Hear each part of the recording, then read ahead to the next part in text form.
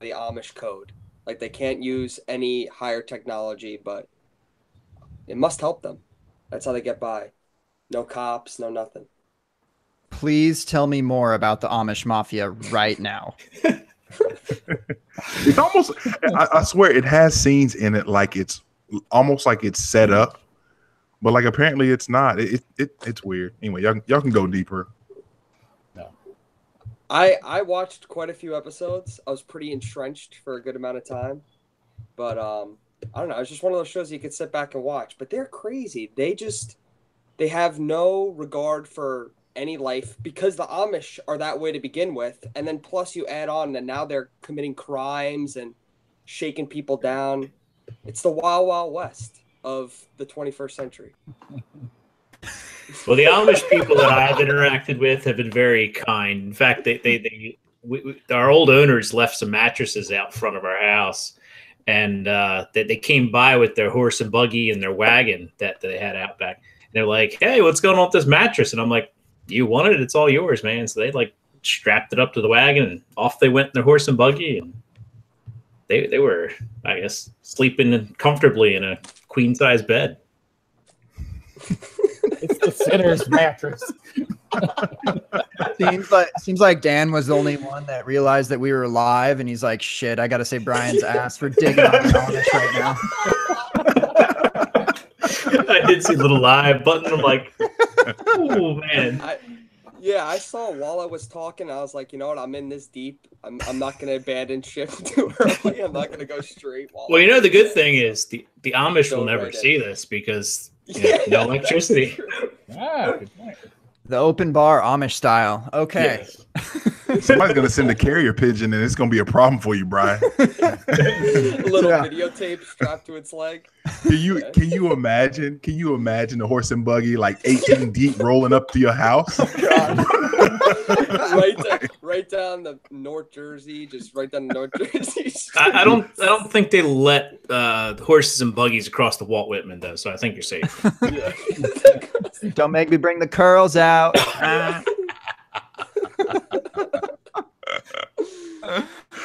All right. Well, with that amazing intro, we are so live on the open bar. It's Tuesday. It's sort of 9:30 Eastern. I am with my main dude, Jay, Mike, check. What's up, dude? What's cracking, my brother? Yo, on a crazy note, and I know people are going to love hearing about this to start. Some may know I have 3 daughters, and they're all very young. So 6, 5, and then my youngest, she's 2. Well, excuse me, she'll be 2 at the end of this month. And we started potty training, Gabe. Today was day 1 of potty training. And obviously I was not here for it because I'm working, and I would have probably, I don't know, crap my pants watching all of the accidents that occurred early in the day. However, after the first 3 misses, she shot like 10 for 10 the entire day on day 1 of potty training.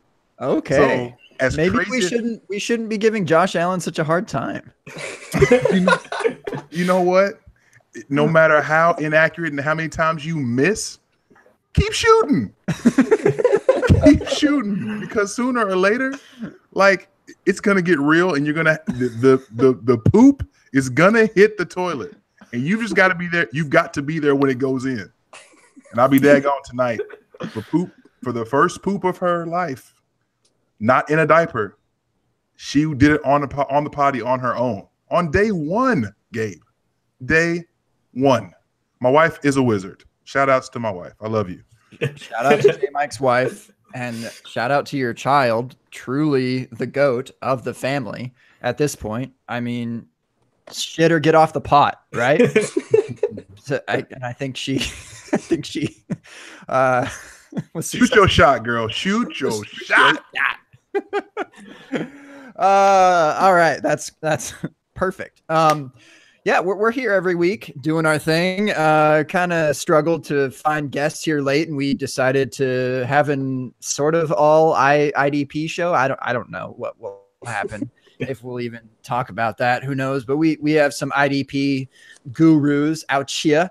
One from he's been on the open bar before, my dude, the People's Champ. We were just talking about you last week, how we, pretty much gave you that nickname, and we were trying to get Shug T to switch that handle. We're growing on him. He'll get there eventually. So the People's Champ, Dwight, what's up, dude? How you doing? What's up, guys? Happy to be on again. I don't work the night shift anymore, so this is before I go to bed instead of starting. No, I was noticing that. Your background looks very different. I wasn't sure if you just had a picture of your kitchen, your home, in the background of your work, but the green screen. But you even have people moving in the background, so that's really high-tech stuff, man. Impressive. Yeah.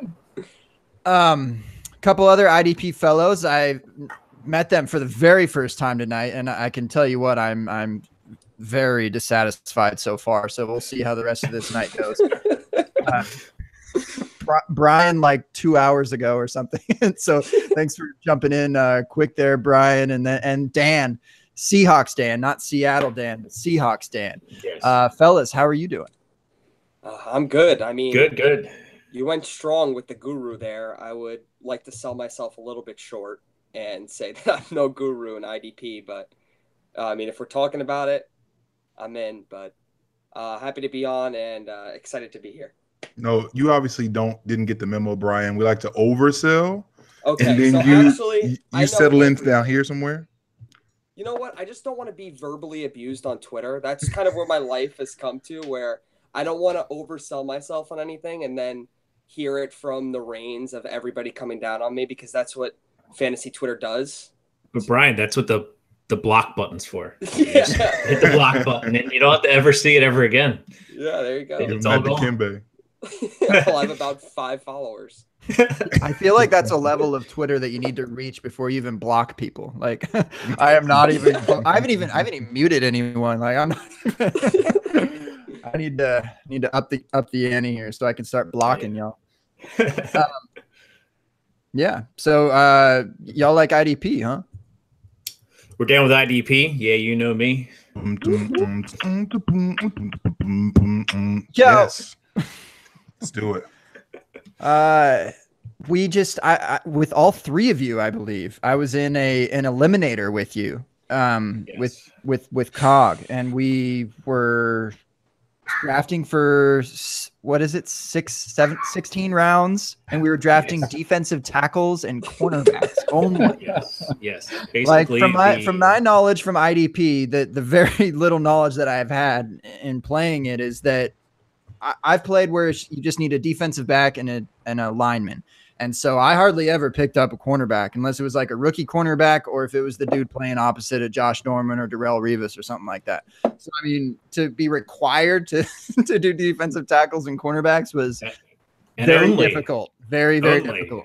Yeah, I think we were drafting guys that were not even probably in the league anymore by the time the end came, because or they're like 5th string corner, and they're they probably had some Easter eggs in there from Scott Fish. He probably threw in some guys like from the Scott Fish Bowl that were just yes. Yep. Just 16 teams was definitely way too many. I mean, 17 rounds. I didn't even know 16 rounds, 17 teams. Yeah. So what's the sweet spot in terms of number of on a roster? Because I'm thinking that, oh man, like every play, like legitimately defenders can bring you a good amount of value. So my theory with this is you start a full defense, you play 11 guys, but you don't normally have like 10 corners on your roster. You normally have like 3. So, and normally it's a 12 team, not a 16 team league. So having just defensive tackles and corners was really impossible. But I don't know. I don't even know half the guys I drafted by round 15. I think it was like, are they on a team? Are they not a free agent right now? Okay, go for it. Wait, why is Warren Sapp still listed there? John Henderson. Let's go. Let me get the guy from the program. Yeah, Latimer. Yeah, Latimer. You know, he would get slapped with the PD suspension. Hey. Oh yeah. Yo, but those first, after that first 4-game suspension, like he's taking you to a championship. That's true. I only need him for 1 year, so. I missed that movie, The Program. What's That was a good movie. perfect. What's your favorite football movie, guys? Mine is The Program, period. Probably Remember the Titans for me. Yeah. That was a really good movie. Remember the Titans for me. I think just the laugh value though, the longest yard is unbelievably funny, but can't Now, be which my one? You it mean can't be number one. the Can't be old number one or the one with Adam Sandler? I like both. I Okay. mean, Yeah. Adam Sandler's one's funny. That's what I grew up on, but I've seen both, so I honestly, it can't be number one. It can't be number one best football movie, but I thought I'd just throw it in there. It's a good one. You got to protect the McNuggets. It's a good one. I think The Program, but I think I grew up with Varsity Blues as a big influence in my high school life. So I was like, Miss Davis, would you go to prom with me? She's tan. Dan. That movie is just so hilarious. Mox is a fox. Yes. Yeah, that's a great one. So I guess probably one of the things because on here I feel like we've probably mentioned IDP maybe once in the last year, Gabe, in general. Would you say that's probably accurate? And I think it might have been on a show that you weren't even on. I know. I was going to say IDP guys on like 3 weeks ago or whatever. Yeah. I'm thankful that I missed that because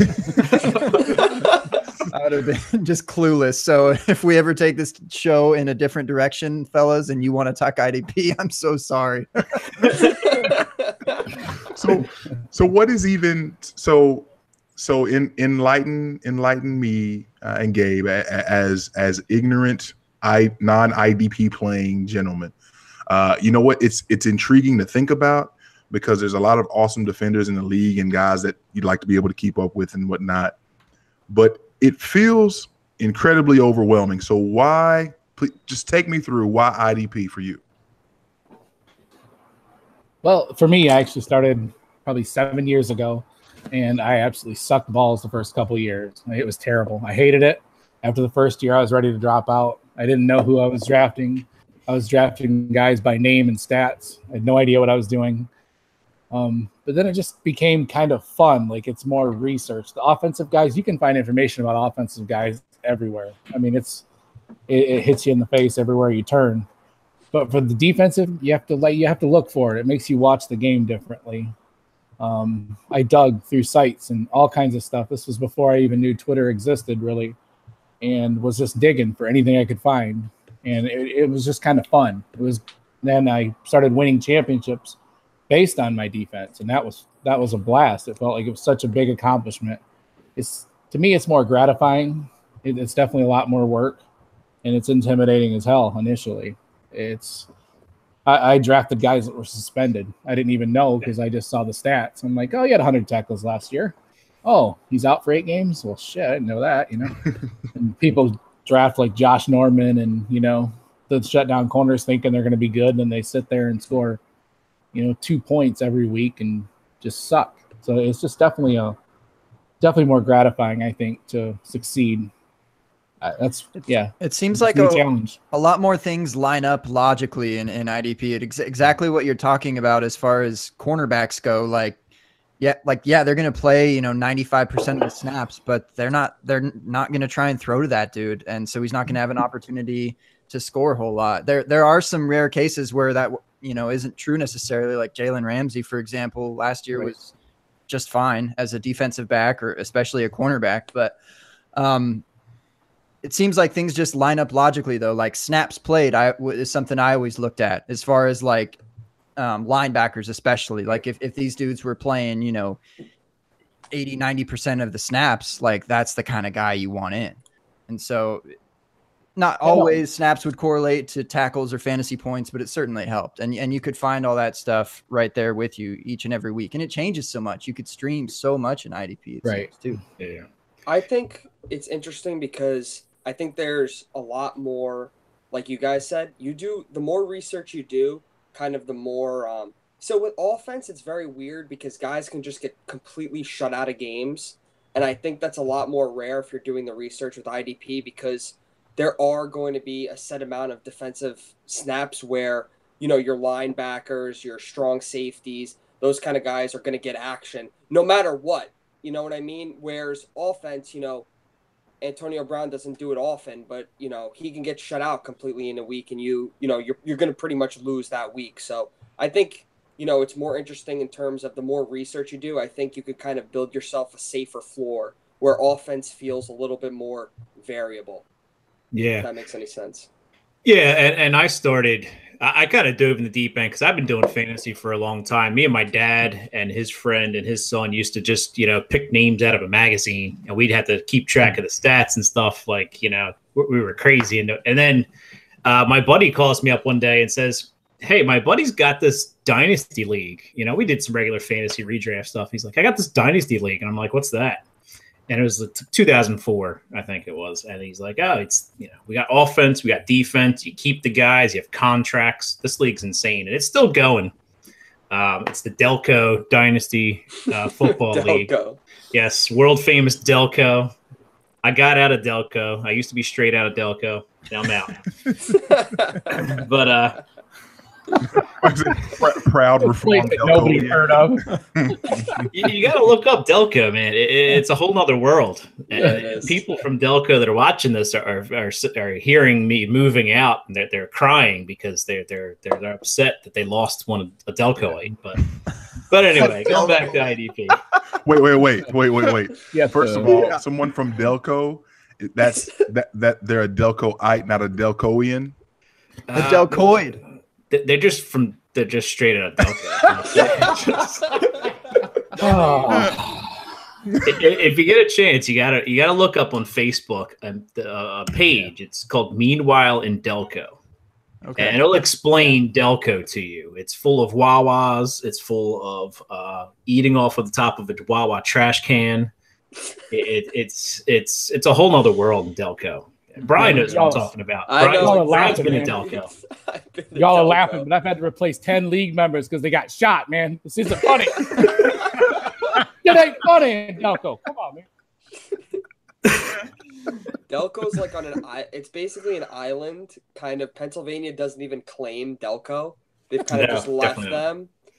Yeah. Kind of like how Jersey, we don't really claim South Jersey, North Jersey. We kind of just say, oh, yeah, that's South Jersey. Like, it's a different kind of people. Dang. That's Delco on steroids. Delco, it's like, yeah, they're from Delco. They're not from Philly. They're not from Pennsylvania. They're from Delco. Wow. Yeah. I moved to Chester County, so I'm officially out of Delco. And into the Amish. Yes, out to the Amish, yes.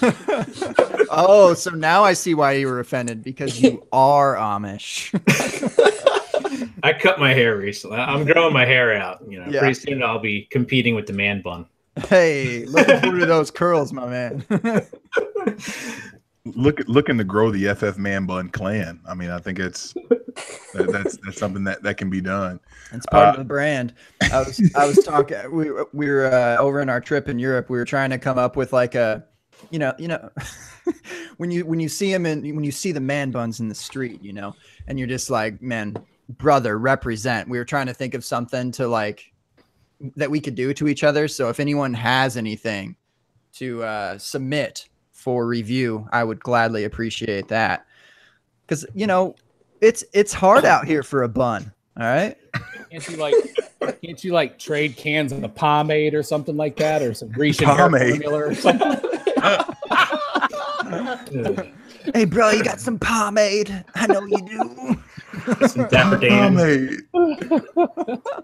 Oh man, pomade promenade. That just sounds awful. Shout out to everyone in the chat. Folks are joining us to be able to chop it up this evening. If you're listening to this in podcast form, you are missing out on the fun that we get to have on Tuesday nights, 9:30 p.m. Eastern.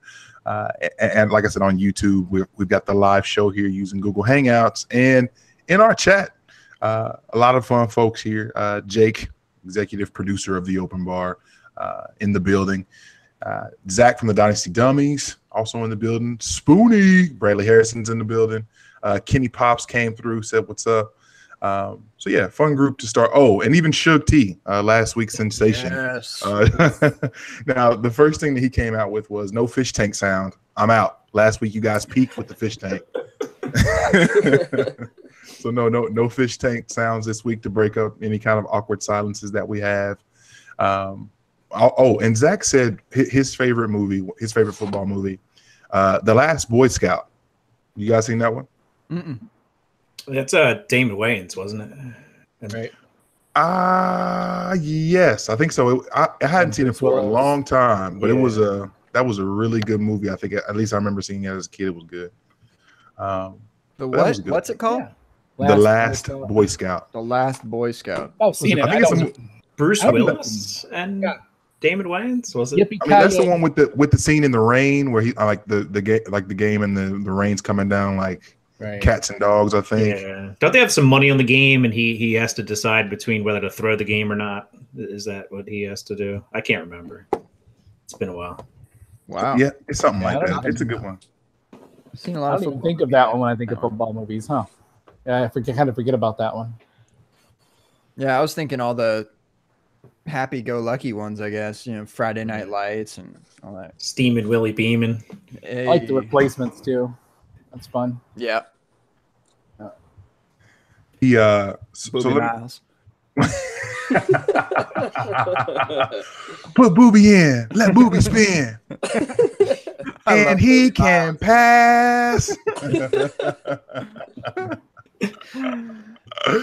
Oh, that's a favorite. I forgot about that one. I like that one a lot. Man, they made what was funny about that movie is that I remember seeing. I remember watching that and just thinking, like, what was that? Dallas Carter, I think is the name of that team that they ended up playing in the championship. And I just remember thinking, like, man, I hate those dudes. Like, man, like just a bunch of jerks. And then, like, what was it, 10, 15 years later, we see the what movie? They did the documentary, I think it was a 30 for 30 on that team in terms of what they had to deal with just going through the actual playoffs. And I was like, man, I feel really bad for hating those guys because they were like, that story is super interesting. It's like the other side of it is like, oh wow, okay, interesting. You got tricked, man. That's just the media. For all these years, I've been believing, oh, big jerks got those grown men playing for them. It's like, man, You bought into the clear eyes, I did. full hearts can't lose. I did. The underdogs, all these little country bumpkins coming through. Yeah, man, I bought it. I was sold a bill of goods and I took it home and opened it and I couldn't return it. It was jacked up.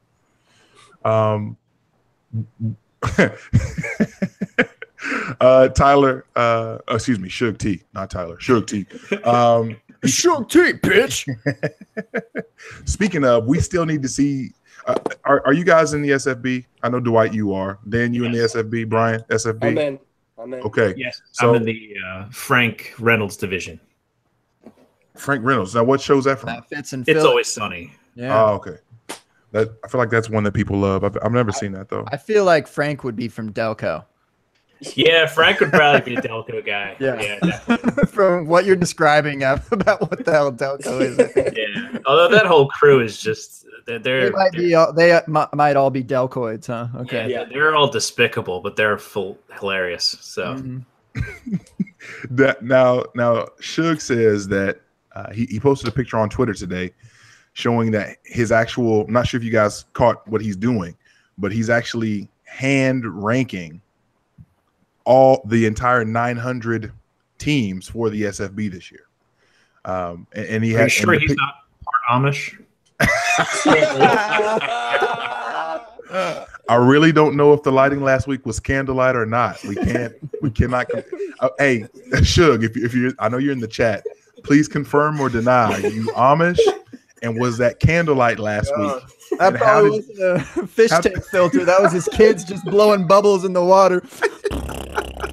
No, that's them churning the butter.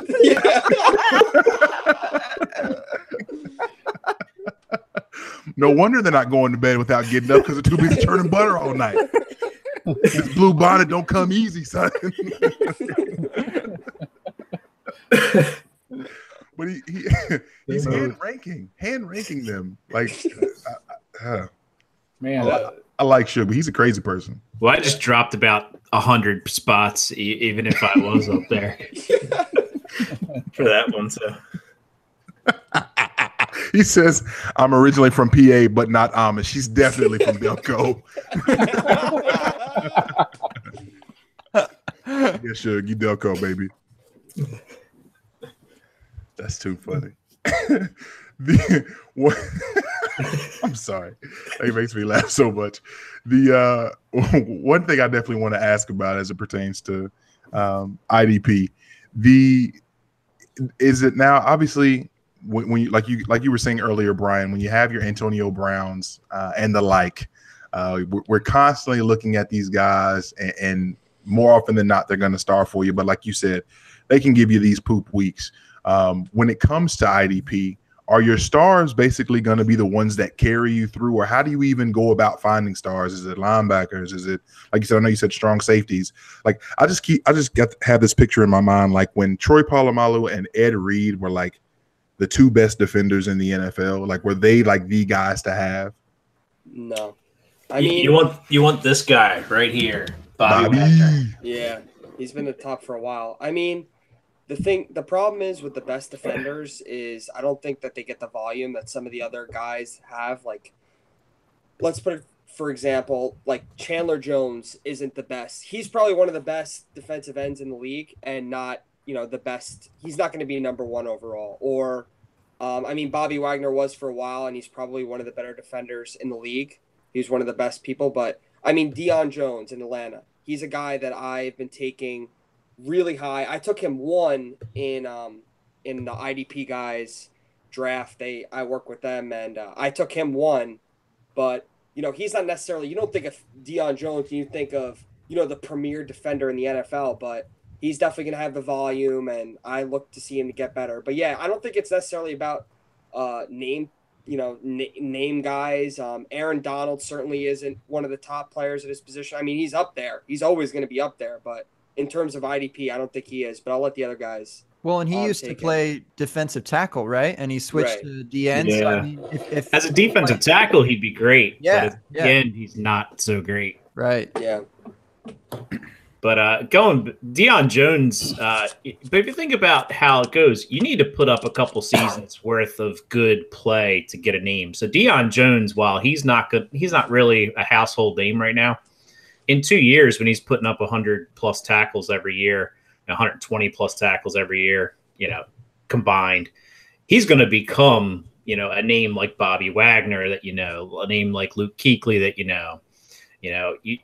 Ryan Shazier before he got hurt. You knew these names, so it was like, it takes some time to build up that rep.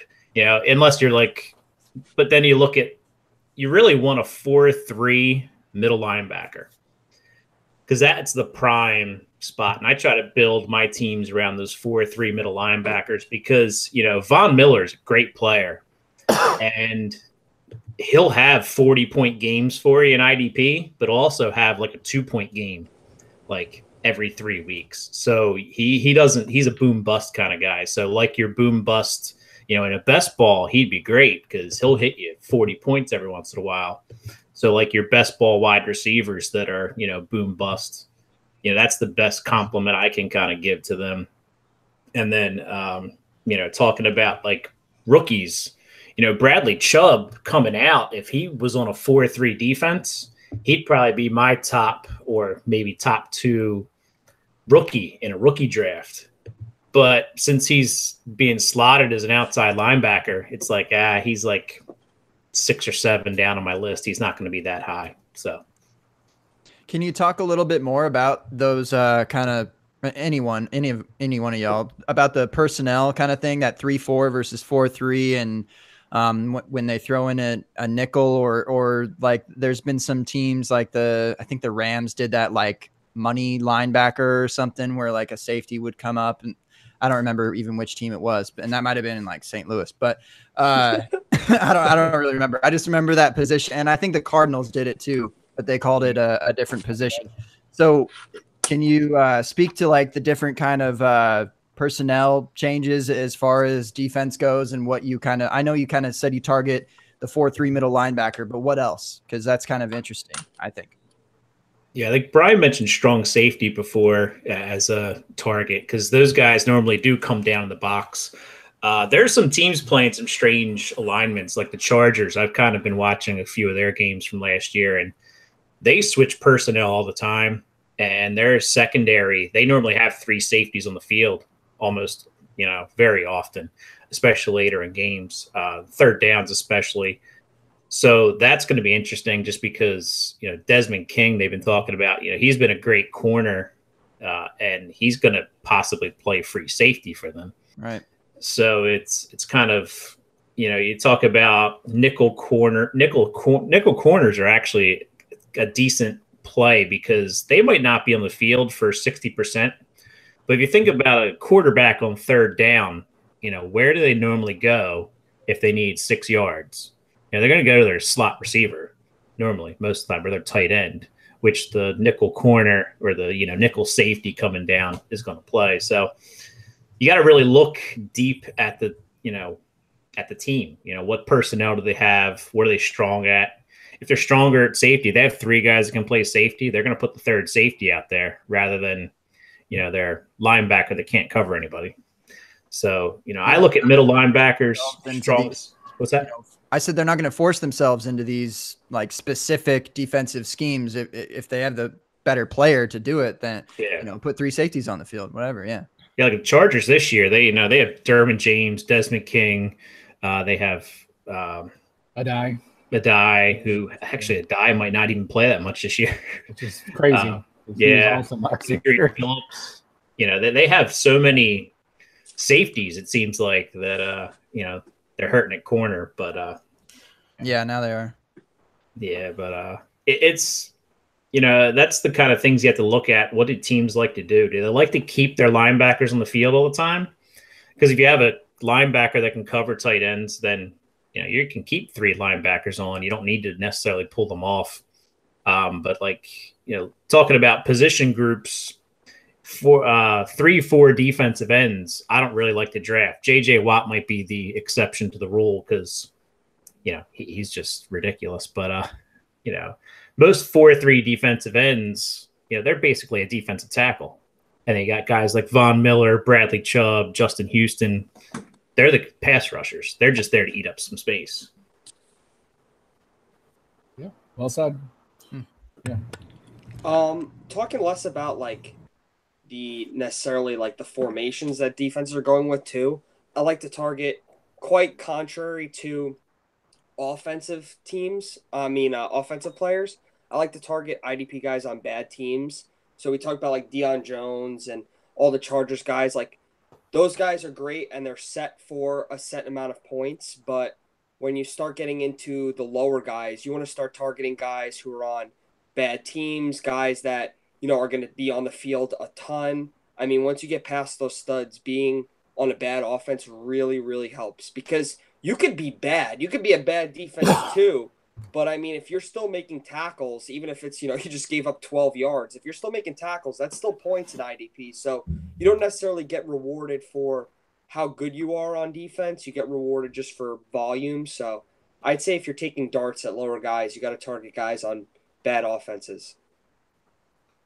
Right. And there's things that you need to consider too, like stat crews and weather. Fucking Seattle. There's all kinds of crazy stuff, man. It's a lot to consider when you're going. If you do, for some reason, you do DFS IDP. I don't go that crazy. I can't imagine what that's like. But there's a lot of stuff that you need to consider just day to day. But if you've got a great defensive line, they're going to soak up some tackles that the linebackers aren't going to get, and then in turn the safeties won't get. So there's a lot to consider. It's fun. It's like a chess match almost. I love it. Okay. I couldn't believe the first time I read that. Just getting into IDP, it might have even been my second or third year, and I read that that tackles were counted differently in different stadiums. I was like, no fucking way. A catch is a catch on offense, a carry is a carry on offense, but a tackle is not necessarily a tackle. Well, if you have a gang tackle where you got 5 guys, right? Yeah, so handle the tackle, who do you give a credit to? The stat crew just plucks a guy out I really like this guy. I'm going to pick him to get the tackle. And then this guy gets an assist. Yep. 5 guys in the pile. It's that's also the fun thing. What I like to do on Sundays, and this might be really nerdish, but I like to watch my red zone and get the grasp of all the games going. and I'll have my ESPN. Believe it or not, they're probably the most helpful with this, but they'll give each play breakdown, like, you know, 1st and 10, 5-yard completion to Wes Welker or whoever, and then it'll say in parentheses who got the tackle and who got the assist. And I'll just sit there watching my screen with and the red zone, kind of flipping back and forth. And I'm like, Bobby Wagner got a tackle, yes. I'm like, Buda Baker got an interception. You know, like it makes me pay so much attention to every single play. Whereas, you know, like if you're just offense, you're looking at touchdowns, you're looking at catches, you know, you see that stuff, but you don't necessarily get so invested in a play that you're trying to find what number player tackled the guy. But you know what? Yeah, it's a whole lot easier to follow offense. That's for sure. I mean, you pretty much know exactly who caught the ball, who rushed for, you know, the touchdown, whatever, but you kind of really got to keep your eyes peeled for those tackles. Yeah. Yeah. I feel like offense, you can just sit at a bar and watch a game and say, you know, touchdown, Antonio Brown, you know, got me 6 points plus the catch, plus the yards. Whereas IDP, it's like if you turn off a game for a half hour, you have no clue if your guy got 5 tackles or they're on the sideline doing nothing. It brings up the maddening scenario, though, that you've got Antonio Brown on your team and he starts to break free and then your safety comes over and tackles him. So then you got a point for the tackle, but you lose the touchdown. So you're yelling at the TV because Antonio didn't get the touchdown, but you're happy because your guy got the tackle. And it's just, that's fun. It's one thing. But imagine, you're like, but imagine week 16, and this is a true story. Week 16 a few years ago, going into Monday Night Football, I needed Navarro Bowman to get me 7 tackles to win the championship. And when he got that 7th tackle, I was again, ESPN had the little thing, tackle by Bowman or whatever. I was doing a dance. I was like, you know, because I just won $1,000. So I was like, boom, 7 tackles, you know. And if it was offense only, would have lost probably because, you know, the rest of the points wouldn't be there. So yeah, not as consistent, that's for sure. And it seems like with IDP too, there's a whole lot more corrections. Scoring, so that would have scared the shit out of me to have that 7 tackles. Be like, no, actually, one of them was an assist. So, yeah. Well, I once got into a championship game on a Thursday afternoon because of, and people might remember this, the Kurt Warner lateral that was ruled a lateral instead of a forward pass, and I ended up getting in the championship game because of that lateral. And my buddy was like, I thought I was in the championship game. He set a lineup for Sunday, and he's looking at the matchup. I'm like, why am I the 3rd place game? And I'm like, sorry, dude. I beat you because Kurt Warner threw the ball backwards. That's unbelievable. Yeah.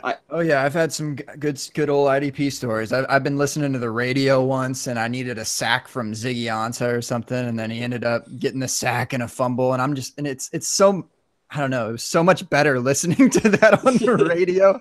Like the anticipation for that was so killer, and then to hear it was just absolutely bonkers. I love it.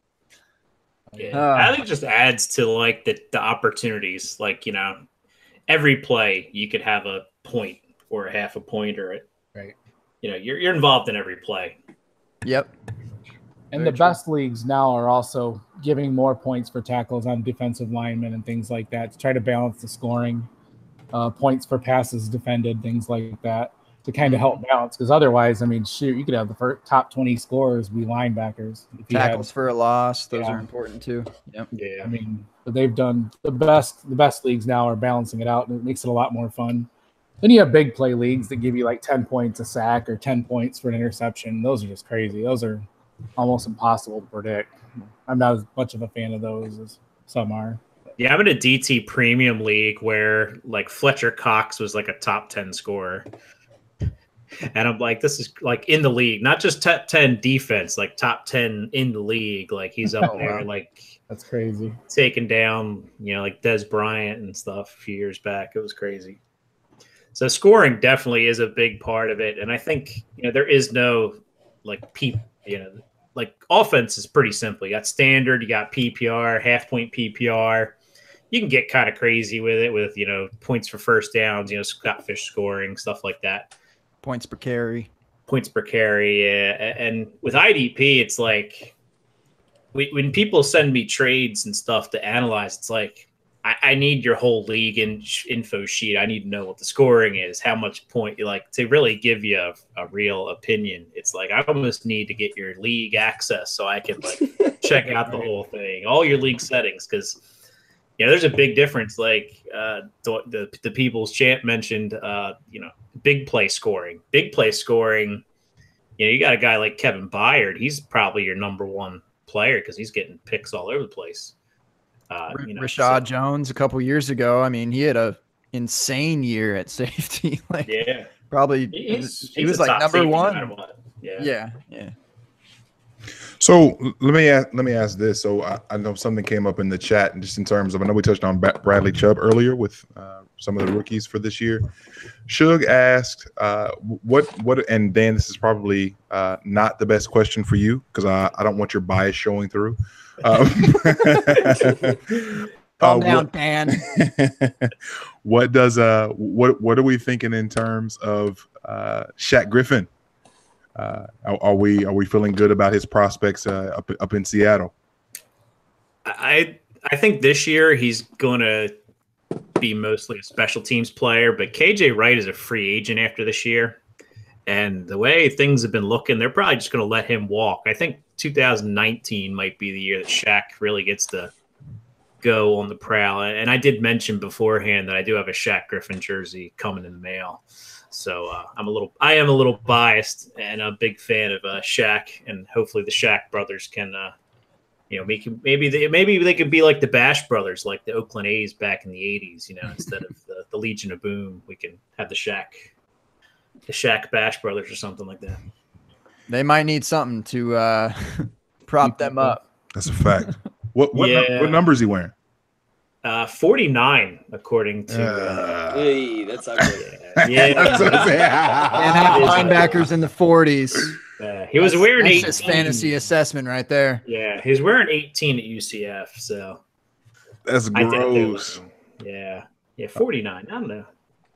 Just got to root for him, though. It's such a great story, man. Such a good kid. Yeah, it is. He'll make 49 the most popular number in the NFL. That's all. Probably. Yeah, I mean, do you see them using him just in sub packages type stuff, or do you think he'll actually be like 3-down guy? Eventually, I think he'll be a 3-down guy because he can cover. Like he can play. Like we did an IDP rookie roundup where we evaluated 75 players. And Shaq was one of the guys I watched and looked at. And, one of the things that stood out to me is his left arm is not a weakness at all by any means. Like he can wrap up with that. He's just as strong in that arm as just about anybody. And watching the combine, he can catch the ball better than any linebacker. Better than Jordan Howard. Yeah. Better than Jordan Howard. That's not hard to do. But just saying. Yeah. But he could catch the ball better than any linebacker in that entire class. Like he caught everything that was thrown at him. It was ridiculous. Like how he blew away that combine. It was awesome to see. And like I talked about the dance about Navarro Bowman, winning me a championship. Same dance when Shaq Griffin got called by the Seahawks. I was like, oh yeah, I was rooting for him to be a Seahawk with his brother. That's awesome. So. You guys hit on Bobby Wagner. What's the, aside from him, who would be your top 5 right now in Dynasty ADP?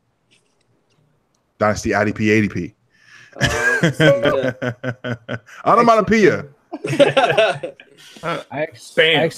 Currently I have Joey Bosa, Bobby Wagner, Quan Alexander, Keanu Neal, and Deion Jones is my top 5. Wait, you said you got so Joey Bosa is your number 1? Yes, he is. Nice. Wow. Yeah, I have. That sounds ballsy. I'm sorry. I didn't mean to cut you off, Dan. That just sounds ballsy. All right. I like that. I have Wagner is my LB1 always and forever. No. I have Telvin Smith at 2. He's really talented. I have Bosa at 3. Khalil Mack, if he ever reports to camp, at 4. and he doesn't need training camp to be number 4. And then I have Deion Jones at 5 because Deion Jones he's an up and comer. He's a guy that a lot of people don't know, and if you think about it, Dan Quinn comes from the Carroll kind of coaching tree for defense, and he's his Bobby Wagner. They talk about Keanu Neal being the Cam in defense. Like, you can see the pieces in Atlanta. You can see the pieces in Jacksonville kind of too. The same scheme. Yeah, so it's kind of interesting to see those players. They're put in a position in that scheme to succeed. So. Yeah, watching the Atlanta game, and I mean, you can't help but watch those two guys on defense, Neal and Jones. I mean, they're everywhere. Yeah, they're so much fun to watch. They're just on every tackle. They're either tackling or right there. They're just amazing. I think Jones pissed me off a little bit when I think he was the one that put the hit on Kamara. Oh, yeah, Kamara knocked me out of the league, knocked me out of the playoffs in this league, and I was like, God, I'm like, you're on my team, but you knocked out the guy I got on offense going. So I was bit by that one too. Yeah. I have a little bit different. I have Deion Jones first. As I said, I took him first in our IDP guys league, and then I have Joey Bosa, I have Neal, I have Bobby Wagner, and then I go, and then I go Landon Collins. I really think Landon Collins, for me, he's going to be a lock, and he's going to be great. As the Giants get better, I think he's one of those guys that's going to benefit from the Giants getting better. I think he's going to benefit from a new system, and I just think that he really, he's good. He's great, and I think he's going to be, good for a couple more years still. So for me, Dynasty, I don't like to look too far ahead. Like, some people get crazy with Dynasty where they're looking 10 years into the future. I think that there's a certain point where you need to win now, or else there's no point of ever playing Dynasty. Like, some people draft rebuild, which I get, but never actually finish the rebuilding. Kind of like the Browns have been doing for forever. But I like to have, but it looks so good on paper. Yeah. And you have those 6 2019 first round picks sitting in your team. But no, I think Landon Collins is going to be great. So I threw him in my top 5. I like Collins too.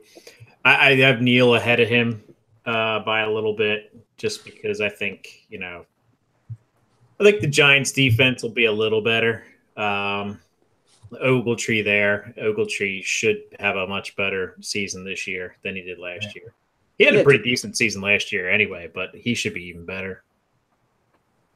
I got some ADP data from some mocks, some defensive mocks that are run by Kelly Smeltzer, Punch Drunk Wonderland. I've been participating in those as well. They have the top 5 in the ADP are Wagner, Jones, Bosa, Mosley, I keep forgetting, and Kuechly. Yeah. Still up there. Kuechly's up there. He's just solid as can be, man. Then crazy how long he's been doing it. Yeah. And if Watt comes back healthy, obviously he'll poke his head up in there, but it's so hard to project him coming back after all he's been through at anything like what he used to be.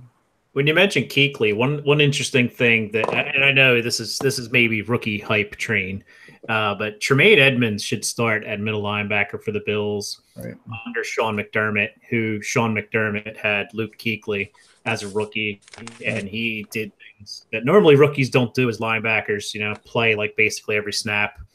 And Tremaine Edmonds also has that friendly Buffalo stat crew to help them out. We talked about stat crews a little bit. Buffalo is extremely generous.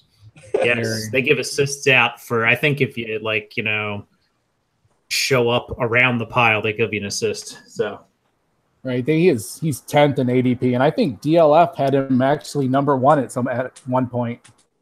Not number too long 1, ago. like number IDP 1 asset? overall. Yeah. Like that's crazy. I think they've since adjust, maybe not adjusted. I'm not gonna say they don't know what they're doing, because they definitely do. Was it skewed by rookie drafts, do you think, though? Because rookie drafts, I would take him number 1 in a heartbeat. Yeah, but I would definitely take him in the top 10 or 12. Overall. I think he'll finish as an LB1. I did a series of articles about predicting the best rookies in 2018, and Edmonds. I might be wrong about Roquan Smith now because he might never see the field. I love Roquan. Yeah, I love Roquan too. It's like, just get to camp, dude. Like, I don't know. Like, is he still not signed? He's still not signed. No. He's got to be the only rookie, right? I think he's the only rookie not signed. Yeah, I think Darnold and Smith are the last two held up by language. So he doesn't want to get in trouble for lowering his head, I guess. I don't know. Yeah, I heard about that. That's really interesting.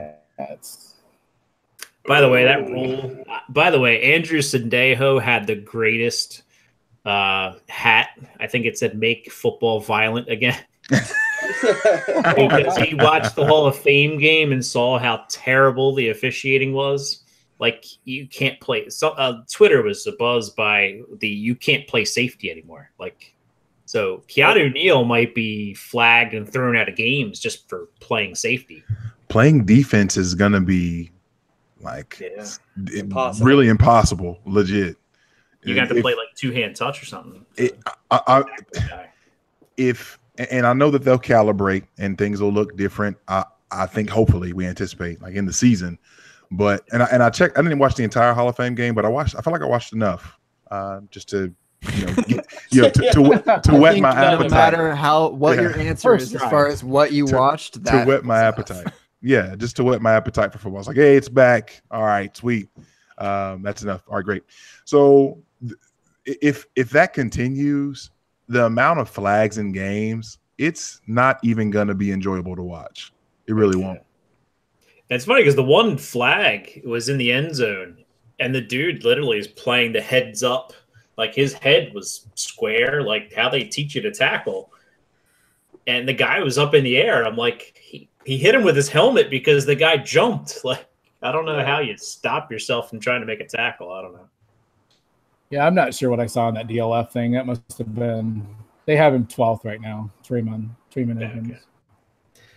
Linebackers. As long as Terrell Edmonds isn't up there, we're okay. Yeah.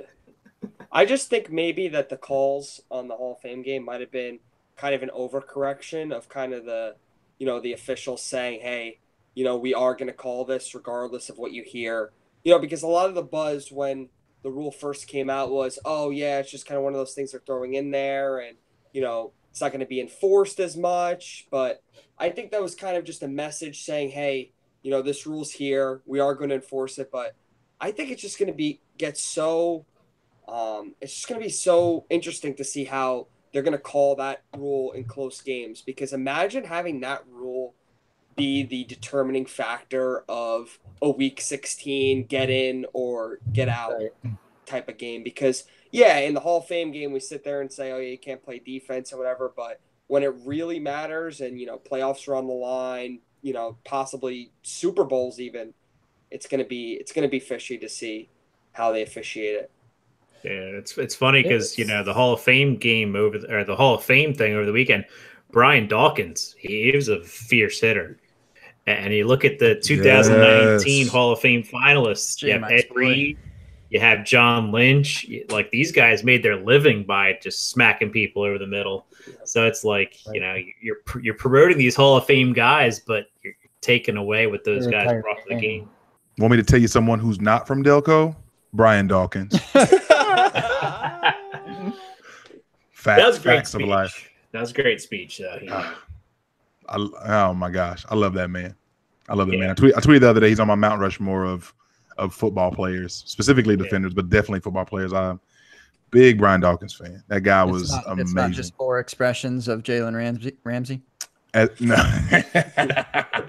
it's funny because Urlacher's on mine. He was one of my favorite players for a long time. Yeah, I remember. I'm so old, and when I say old, 32. I'm so old. I remember. Me sound like I'm a ancient geezer or something. Delco geezer. I guess so. Get off my lawn. I remember when Brian Urlacher was coming out of college, and they were talking about how he was returning kicks. Like, that was that. Oh my gosh, I'm old. It's crazy. Yeah. Back in my day when I was coming up. I like Brackens. Tony Brackens. Jaguars. The end. Favorite. One of my favorites. Strolling down memory lane. Yeah. So I mean, to really get to the heart of this IDP discussion, for you, obviously you. No. I think we need to know this. This is something that's very important. Okay, good point. Sorry. Okay, so when it comes to the Jacksonville Jaguars, I feel like this is a good point. This is a great topic. This is what everyone's here for. It took an hour to get to this. Wow. Yeah, you know what? I was trying to be respectful of everyone else's time and opinions, but now we need to get down to the nitty gritty of it. And this is for you, Stepney.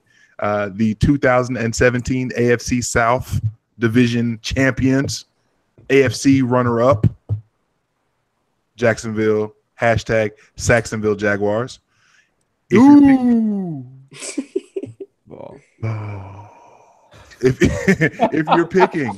If you're picking your top 3 defensive players on the Jaguars to own in an IDP league, who will it be?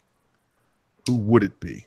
I already said Telvin Smith's in my top 5. Telvin Smith's the top 5. Telvin Smith's, yeah, definitely, 100%. I love Miles grabbing Jack. Barry. Yeah, I love grabbing Miles Jack and Barry Church. I love grabbing Barry Church. Okay. I like anything else Yannick about that? Ngakwe, and I think some There of you you go. are scared to pronounce the name. Yeah. I was not going to try that one.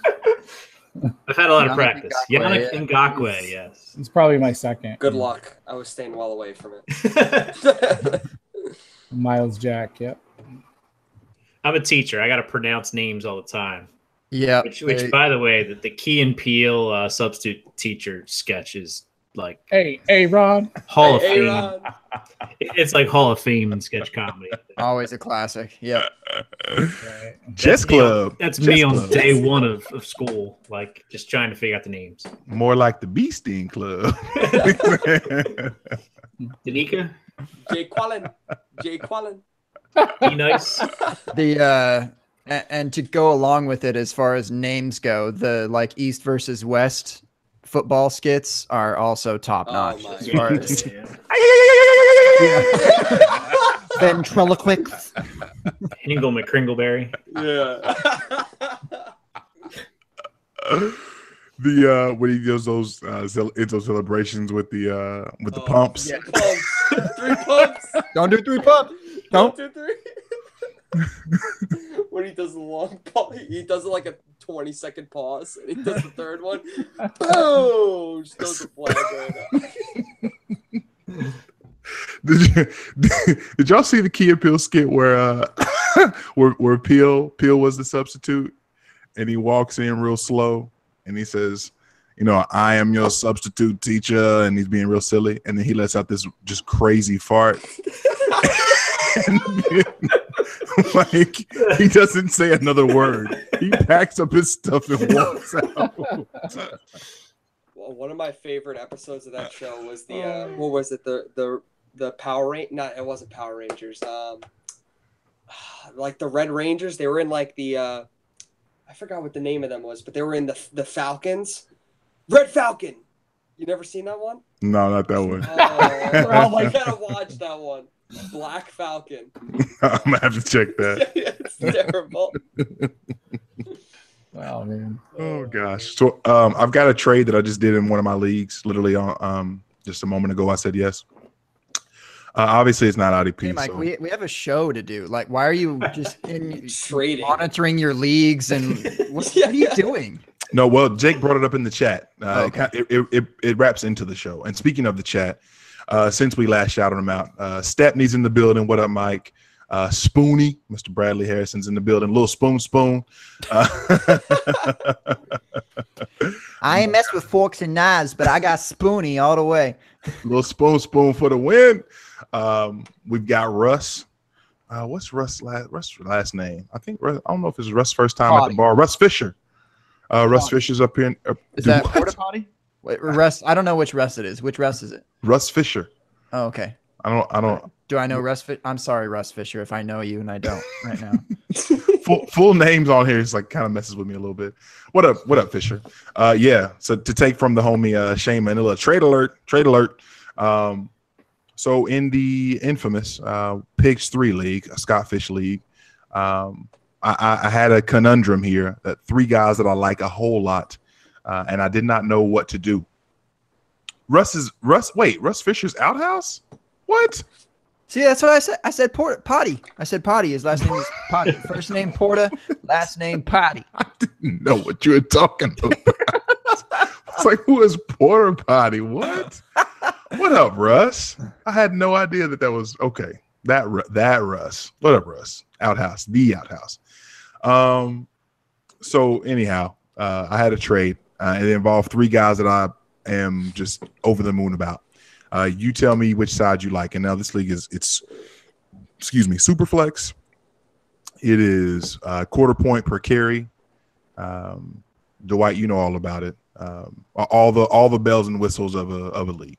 So one side is Devonta Freeman. The other side is Tevin Coleman and Anthony Miller. Choose your side. This is very interesting because I was immediately going to know which side that you were receiving until you said Anthony Miller. I told you. Sure. I told you. Those are 3 guys that I love. Like, I love all 3 of those guys. I personally... Yeah. Yes. I really want to take Tevin Coleman and Anthony Miller because I think Devonta Freeman's kind of slowing down a bit, but Tevin Coleman's future is shaky. I think a lot of people are hoping he's going to land in the Jerick McKinnon, San Francisco 49ers, open backfield kind of thing, and I think we're more likely to see him land in a committee.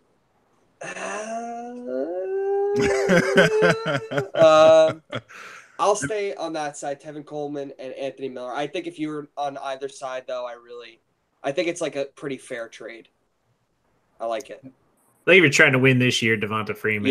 Yeah. Because he's awesome. He's still and Tevin Coleman really only gains huge value when Freeman's out. So, you know, he still gets his good fair share of points, but when Freeman's out, he really does have a nice point total. But yeah, it's a larger value, but I mean, Coleman can still be relevant too. So very flex worthy.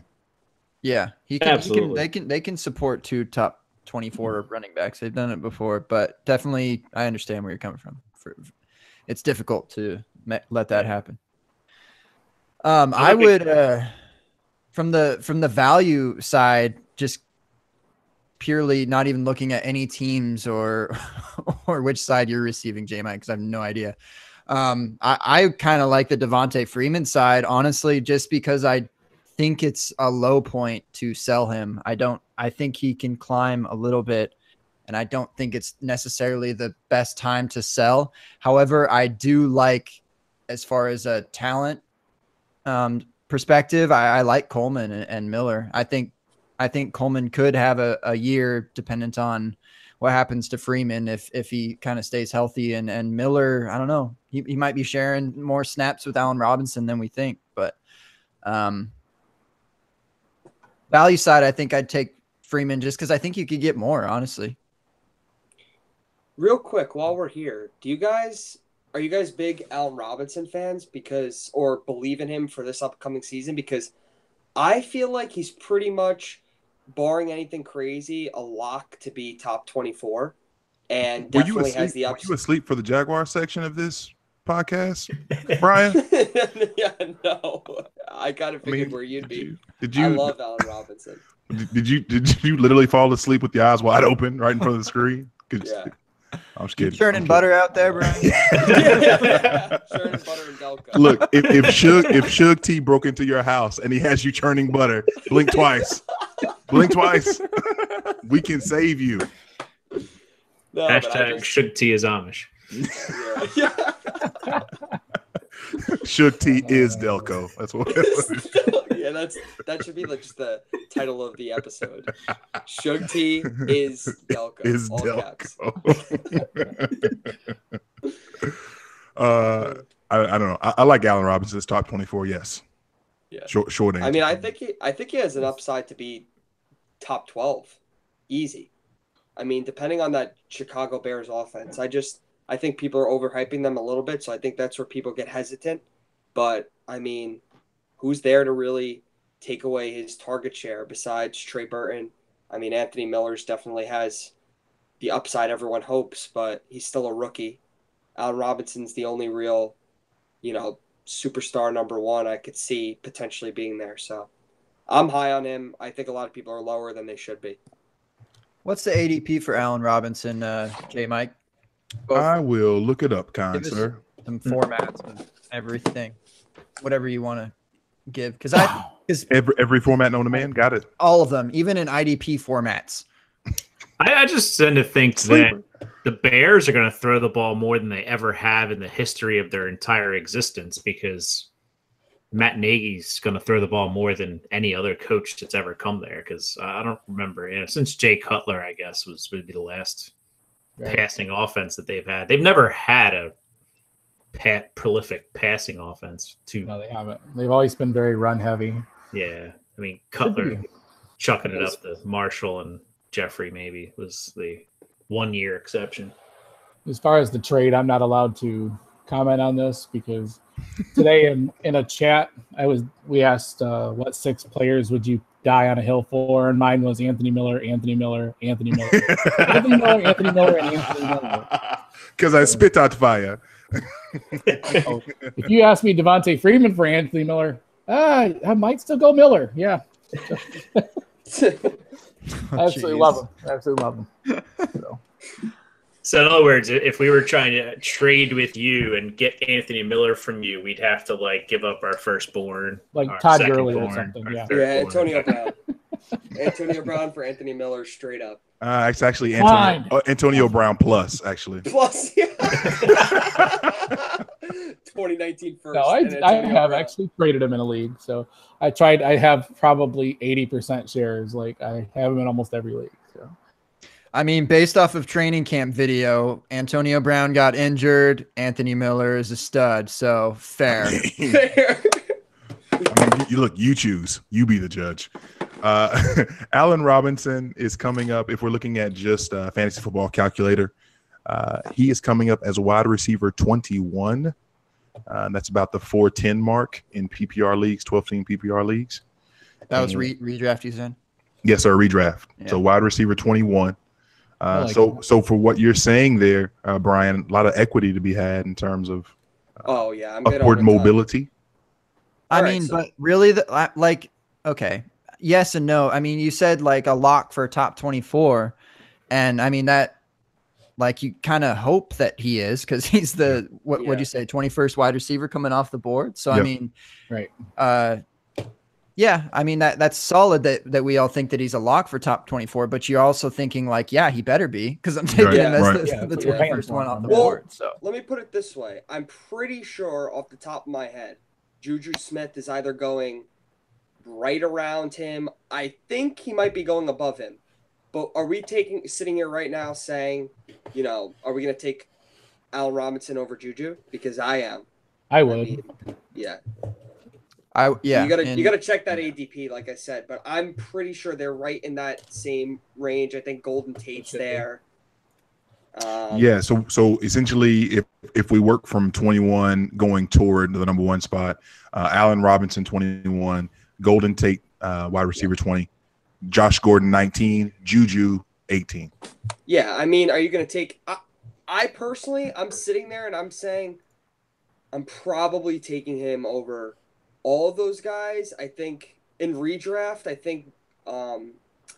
mean, if you want to throw a dart if you want to, take the chance on Josh Gordon, I don't blame you.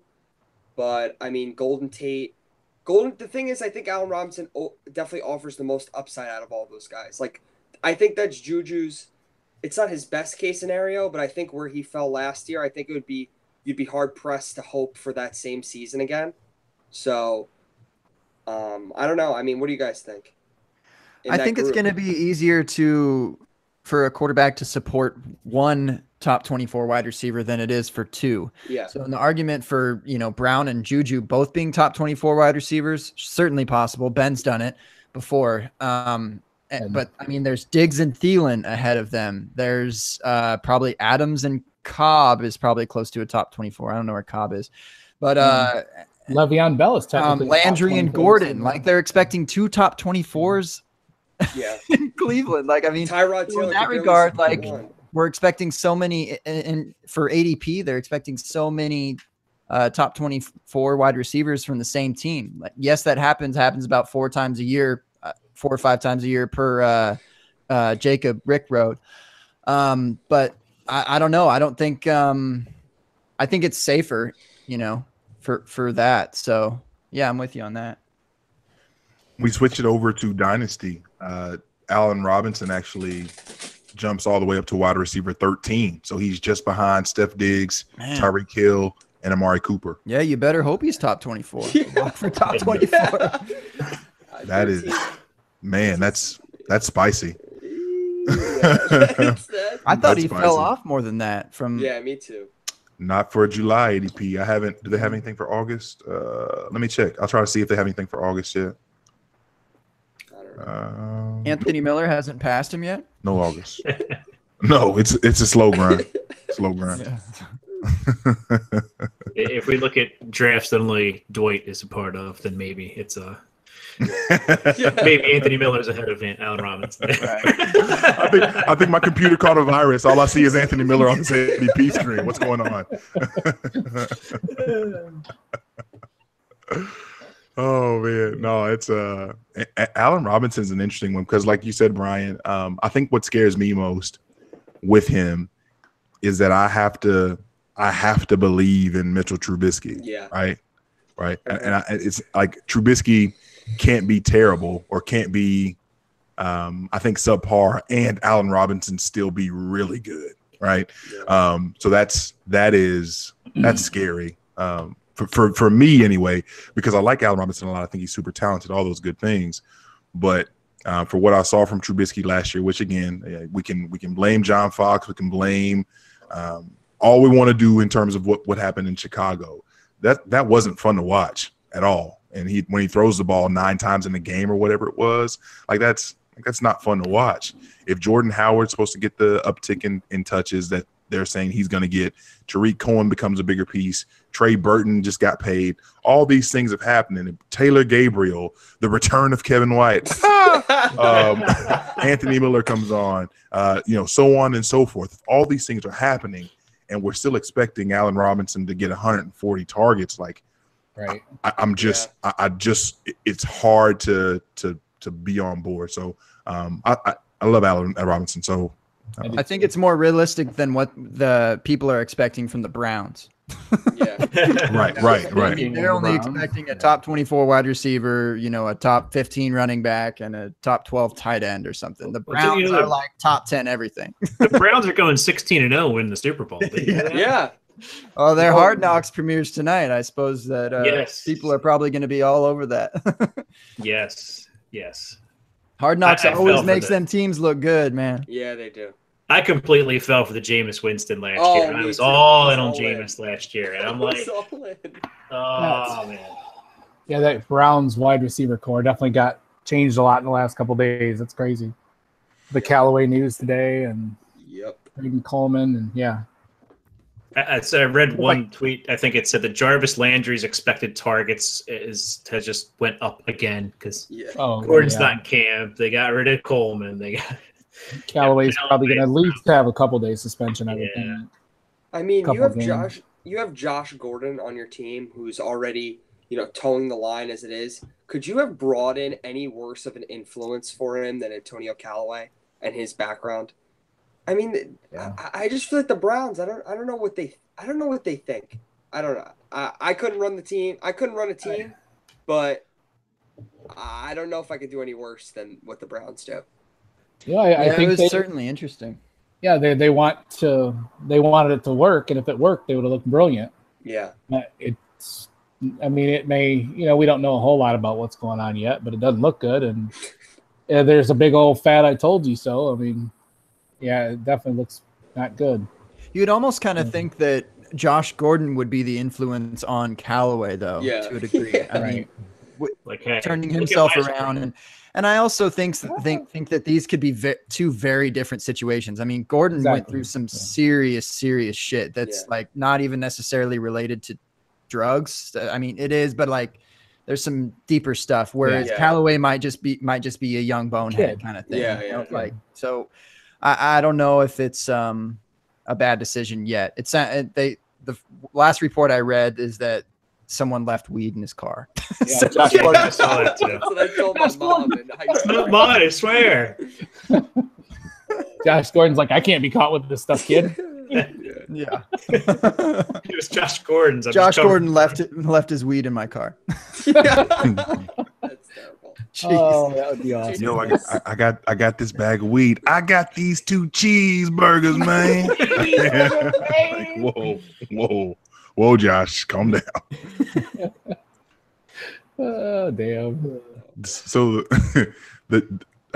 Gabe, I know you don't believe that the chat actually exists, but it does. So in the chat, they've been discussing some sort of absurd crossover as it pertains to a live draft with either redraft or best ball, not dynasty. I said, please, not dynasty. Yeah, no. I said I'm something already saying lower. no to that. Yeah, no to dynasty, definitely. I said something lower maintenance. And it's really being peddled by Peter Howard, the Chris Carson pusher, if you will. Biggest fan on the planet. The Wizard of Lies, Peter Howard. The smoothest accent with the dirtiest mouth, Peter Howard. I could go on, but I won't for the sake of the pod.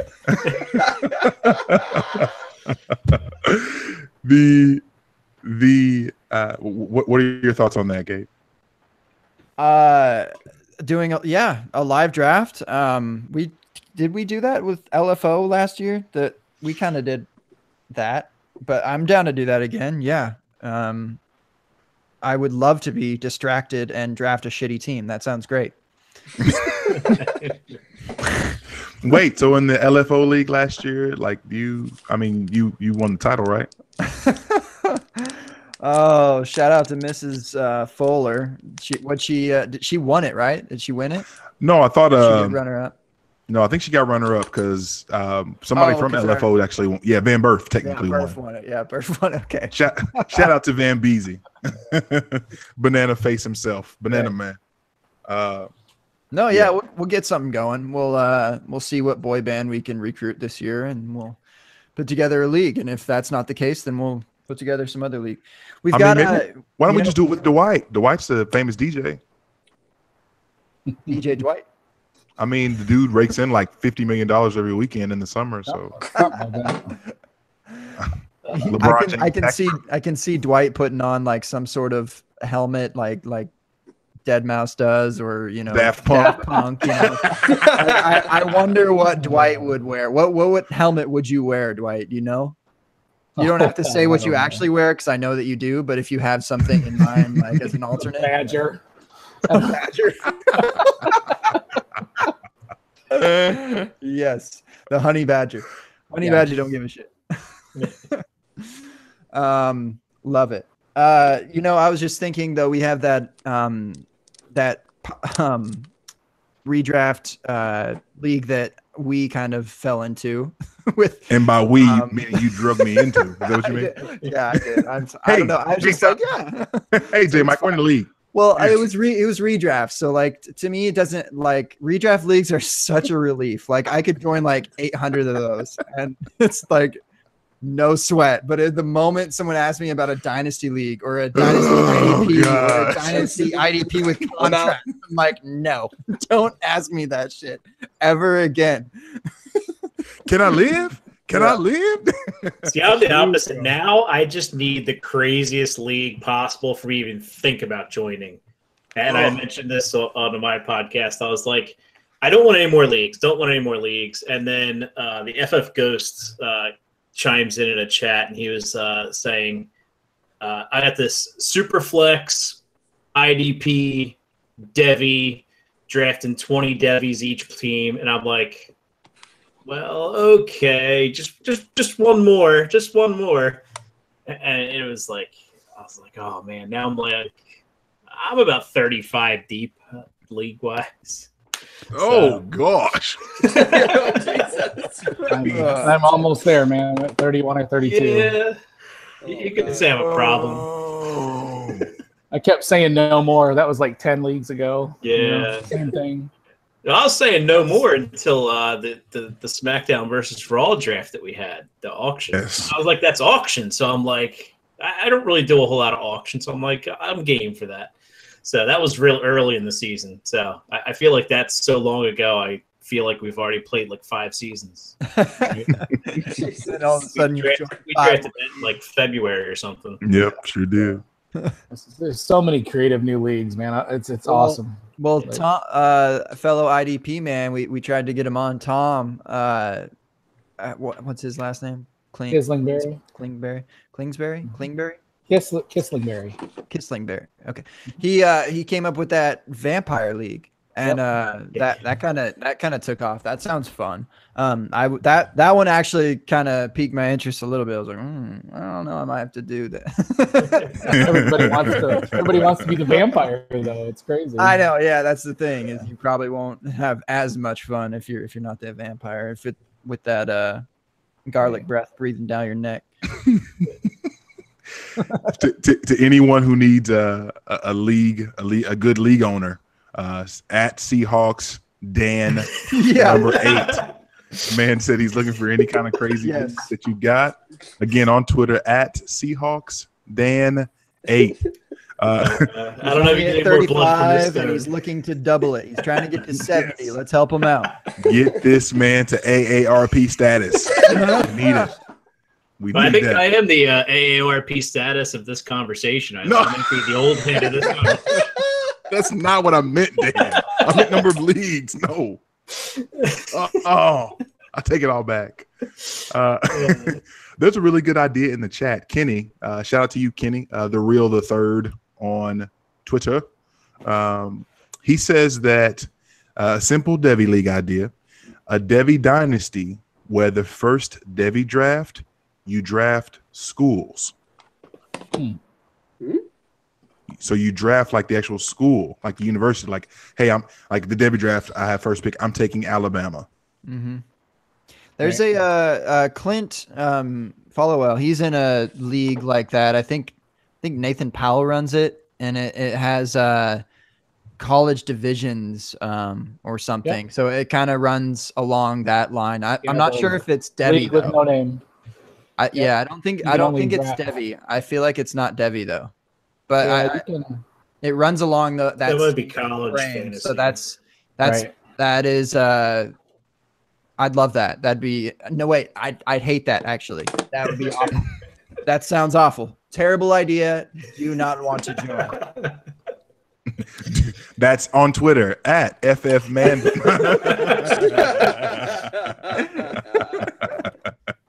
Any and all inquiries, please.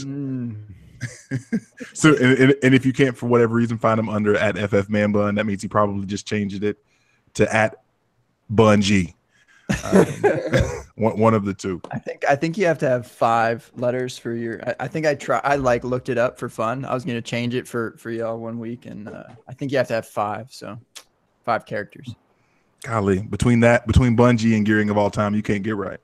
I really want Gearing of All Time. I feel like Twitter needs to adapt. Yeah. I don't know. I don't want to join any leagues, guys. I really really don't. I'm done. I'm done too, because it's just.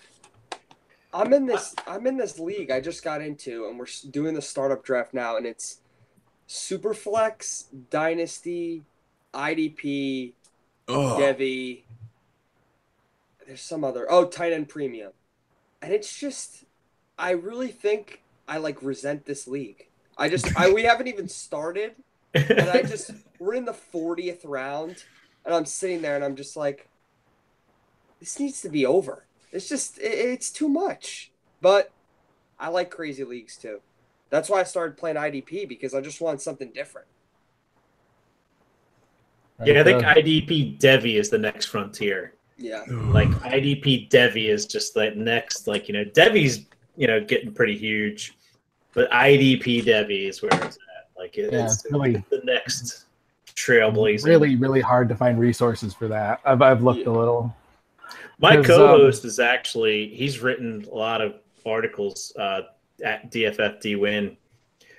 He's about it. Like 2 years ago, we started a league, and I tried to find IDP Devi research, and I'm like, there's nothing at all whatsoever. So now there's actually some articles being written.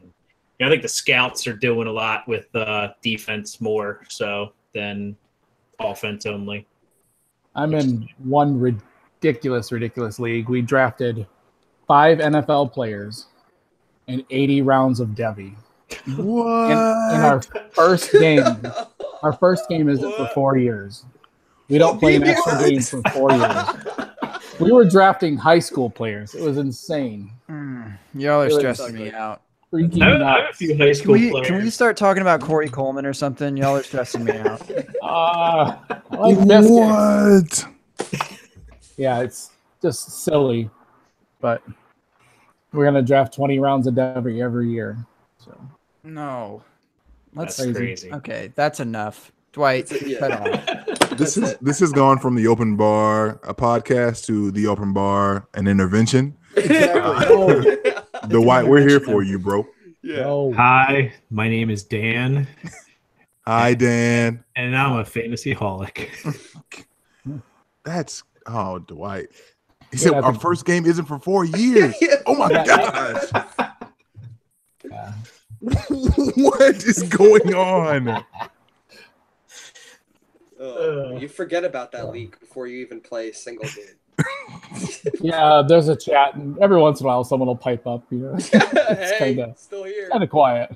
And there's Devi in that too. There were IDP Devi. Could you imagine? Okay, I was going to say, there's an IDP at least, because if Yes. it's just offense, you're drafting probably like I don't know.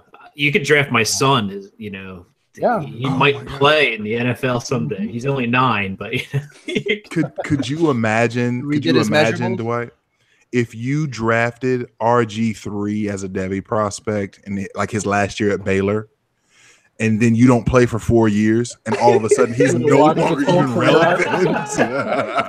Oh my God! It's relevant. He literally goes from winning the Heisman, being Rookie of the Year, Oh and my God. essentially out of the league in 4 years. to holding a clipboard for Lamar Jackson next year. Oh my gosh, that would be sick. Yeah, it's pretty crazy. I can't. Oh my goodness, I can't. Yep, I'm I done. won't. I I'm not- won't. I'm not talking about it anymore. Corey Coleman, like he's sick. I don't want to. John Ross. There you go. Yeah. Anything else? Anything. Anything. I did see that Corey Coleman was trying to look at his options before actually joining the Bills. I'm like, what were his options? Retire? He got traded Retire, for or- a 2027th. A 2027th. Did he really? Yes. Yes. Yeah. That's just the 2020. Browns saying that's how what, little. That's we what the care pick about. was? Yes. Yes. Yes. Oh my Yeah, god! so- Something I was wrong talking with upstairs. Jason Tran and TK about that, and I initially said like a second or something, and Jason was like, no, like a sixth, and I was like, no. We compromised for it to be in between, but a 7th round pick, that's just disrespectful. Not even next year. Not even next 2 years. year.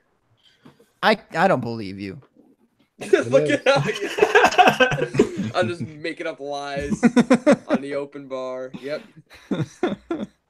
Oh, I mean, it was egregious. Honestly, it was egregious. They would have done him a bigger favor by just releasing him, because then he Yeah. could pick his spot. Probably. They're like, this is your punishment. Go to the Yeah, Bills. Be a little upset about something.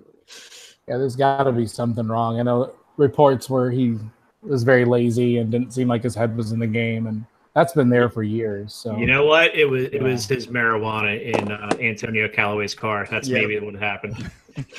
He's the fall guy.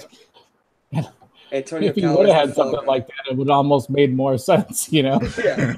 Like just a first rounder just not getting it, you know. Yeah, it just doesn't make sense. Is Corey Coleman's career essentially the embodiment of being sent to the pit of misery, like being drafted to the Browns and then Dilly. and then being sent to the Bills? Is that what that is?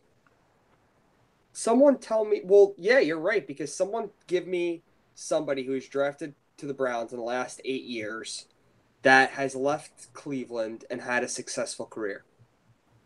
8 years, I'll give you. There's Drafted. In football?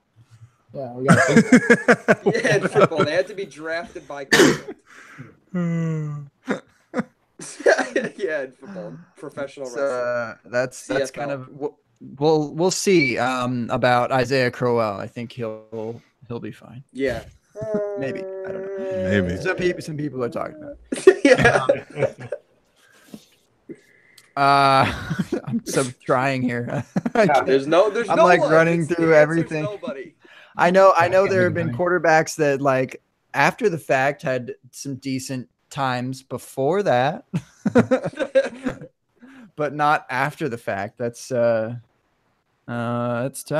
Yeah, when you say they're a draft Is pick, there it's like, someone oh my smarter gosh. than us in the chat that could that's bad. enlighten us? Yeah. Oh, Russ, Dynasty Outhouse. Thank you, Russ. Of Trade Addicts fame, Johnny Manziel now starting for the Montreal Alouettes in CFL. Yes. There you I have think it. He just threw 4 picks in his first debut Yikes. in the CFL. Well, at least he didn't hit 5 like Peterman. Yeah, That's a good point. and he was in the CFL. I mean, I think the rules are a little different. Maybe that gives him like a half an interception of grace, but Johnny's in trouble. Maybe they count interceptions like the Seahawks count tackles out in Seattle. Yeah. It's wild. Oh boy. All right, Gabe. You done with this? Well, I mean, Yeah, done with it? they spent approximately 2 hours of their Tuesday night with us. I think that they're done with this. I mean I figured you were fed up with the moment that Dwight said that he doesn't get to play fantasy football in a league for 4 years. I thought that was about it. I think that was. Thought that was our nightcap right there. We should have just closed it. My mind was literally blown at I that. don't even. My goodness. As the kids say, I can't. Yeah. I can't. Can't even. Can't even. As if. Because normally I have to go and edit everything. So this is like I just get to hang up and say good night. See ya. So I don't have to edit anything. This is great. You must not have been on the show before, Dan, because I send you the MP3 file right after this, and you do it. That is what they call the fine print. Get you some damn. Did you read the damn show sheet? The show sheet that I was supposed to create, I guess. Now you're getting Exactly. it. Now you're getting it. It only took you 2 hours, but you're getting it. All right. Well, it was certainly a blast with these fellas. I will admit this. Talking about IDP like kind of made me want to get into it more than what I currently am. So I will give you that, but that is all I will give you. Say some things about yourself. Let's start with Brian. Say some things about myself. So I work with the FF franchise and the IDP guys. I been playing fantasy football for about 11 years, and I am a college graduate looking for a job like every single other college graduate. I actually work right now. I have work. I cut cold cuts at a deli, so that's my glorified position out of college. But have an interview tomorrow, so we'll see.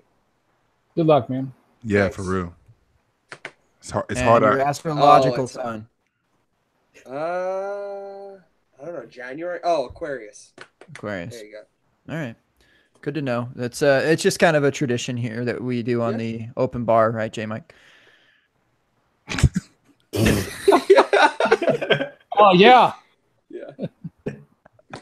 Good luck with that interview, my man. Thanks. And get into the game. You're writing a little bit, right? And covering IDP, that seems to be a ground that not many people know about, or at least think they know about. So keep grinding, my man. Thanks. I appreciate it, guys. And Dan, out of Delco. Delco Dan. Delco Dan. Yes. Alliteration is key. Yes. Our best I'll lead material. off with I am an Aquarian as well. So me and Brian are fellow Aquarians here. We did this on purpose. We know. Yes. Yeah, we Okay. know. You looked it up. Huh? I went to Dynasty Football Factory, and I've been there for about a year. And I'm kind of a jack of all trades. I kind of edit, I write. I helped put together the rookie roundup, which we're super proud of. And I also, we're 14, well, tomorrow will be 15 episodes into the IDP Edge Crushers, which we took over in late April, early May. So you can get your IDP goodness there, the at IDP Edge Crushers. And I've been playing fantasy probably longer than Brian's been alive. Probably. So, and I teach 4th grade, so summer's a great time for me because I just get to hang out and do a whole lot of nothing for the most You part. almost wish that football was on during the summer, but then also do. no, because the fall is a grind, Oh yeah. and it's really Yeah. nice to have that football on the side. So It's a love-hate thing that football's coming because I'm Yeah. like, Oh, I know. love football Oh. so much, but then I'm like, but I got to go back to work. yeah, So it's like, but anyway, I'm excited to watch some preseason football here coming up. Not often you hear that, but I'm ready for the DFS grind. That's kind of Yeah. my favorite part of preseason football. Edge Crushers is a fun pod to listen to. When we were starting that eliminator, I kind of had just first heard of it, so I wanted to pop it on and listen a little bit, and it's good stuff. So check that out for some IDP stuff, my people. Dwight, the people's champ. Oh. Oh, I have this fancy microphone I haven't had plugged in the whole damn time. Have not had plugged in. That's unbelievable. Nope, just sitting here. I'm like going like this, talking into it. The Dwight Mike issues reign supreme on this podcast. It's like Every time. This is a $120 microphone I got. God damn it, just sitting here unplugged. You son of a bitch. It looks good though. It looks really cool just sitting there. Isn't that fancy? Ooh, Yeah. Beautiful. Yeah. wow. Son of a bitch. I am FF People's Champ. I do not write about microphones. I write for the Fantasy Authority and Dynasty Happy Hour, mostly IDP type stuff. And that is it. I'm going to take my microphone and go home and play. Hey, any bar mitzvahs, birthday parties, wedding anniversaries, turn-ups, whatever it is, Dwight's your man. He's your DJ for the occasion. It's wedding season, baby. Turnips with Dwight and turnips with our buddy Dan. Fact. Gotta stay regular. Gotta stay regular. It's important. Dwight, your astrological sign, please. Cancer. Ah, shit. We almost had three's a Almost. crowd. All right. J Mike. Man, so Gabe, I am so absurdly thankful. First of all, that you're back, that we've been able to do this for about a year now.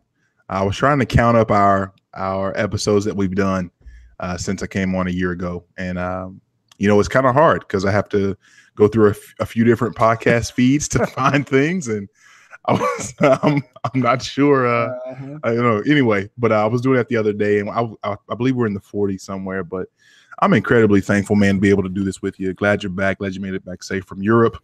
But this is too much fun.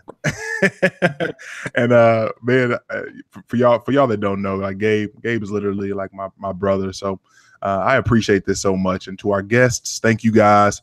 Brian, shout out to the folks at F3, Mr. Gee, winning every single league. Welcome to the franchise. Shout out to the boys at DFF, Manila and crew, JDB, and all those guys. And of course, with DHH, the head man Gunth, what up, Tyler, and everyone else there. Just thankful to be able to do this. So to everyone in the chat, thank you guys. We cut up a lot tonight. We ended on like cord cutting, basically. So if you have any suggestions on if you don't have cable, apparently Sling is a really good thing for sports. So you can go that route. But anyway, on Twitter, at JMikeCheck, at JMICCheck. The show's handle, at The Open Bar FP. Again, The Open Bar FP. And you can find my main man, Gabe, on Twitter, at FFManBun.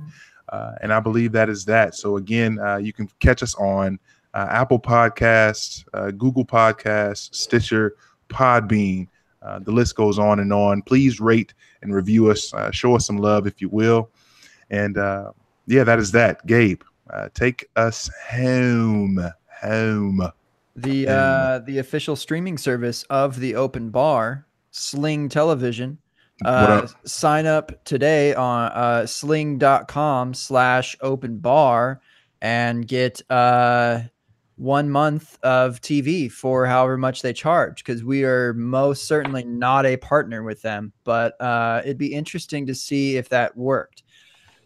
J Mike, my man, my dude, do you know the actual date that we first had a podcast, not the GBF, but on the Open Bar? The first one? I don't, but I bet I can find it before the end of this episode. Okay, because I would be sort of upset if we missed our anniversary, and I kind of feel like we did. I'm pretty sure we did. Now that I'm thinking of, I was gone for my actual anniversary on that episode, and you were there alone. Just you, yourself, and J Mike. So that doesn't add up. So I think we missed our anniversary. So we need to throw a party soon for our 1 year podiversary. Episode number. That's what the Open Bar is about. We just don't care about this shit. We're so free flowing, and we love what we do, and I love what we do, and I love to hang out with you, my man, and you IDP fools as well. Yeah, I'm the FF man bun. Tuesdays, 9:30 Eastern. That's when we show up. Hardly late, always early. And come have a drink with us. We're gonna be here all season. We're not stopping. I actually already lined up our guests for next week. Say what? Yeah, I didn't want to fall in a trap like this again and end up with 3 IDP guys. So I made sure to plan ahead. Guys, I'm kidding. I love you. I love IDP. That's about it. Thanks for Fake Pigskin putting us on. That's where we're located currently, and we will be in your ears tomorrow, per usual. So, and we'll see y'all next week again. Put your drinks up, fellas. July 21st. What's July 21st? July 21st, 2017. Our first episode together. We missed it. We'll see that. Yeah, that was entirely. You were gone. I could. I mean, I should have just popped in at 4:30 a.m. just for the sake of. So apologies. I'll look into getting you some jewelry. We'll figure that out later. All right. Put your drinks up, fellas. So good this week. Great times were had. We will see y'all next week. And deuces.